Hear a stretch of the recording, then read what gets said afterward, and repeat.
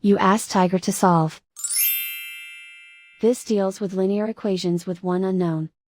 The final result is x equals -1/8. Let's solve it step by step. Simplify the expression. Break up the fraction.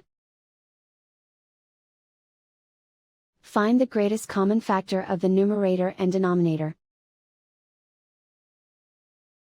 Factor out and cancel the greatest common factor.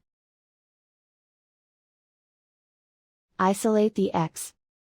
Multiply both sides by 2x. Expand the parentheses.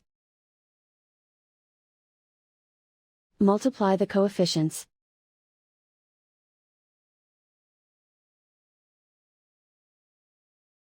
Simplify the arithmetic. Multiply by 0.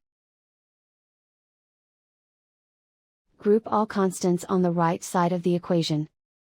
Subtract 1 from both sides. Simplify the arithmetic.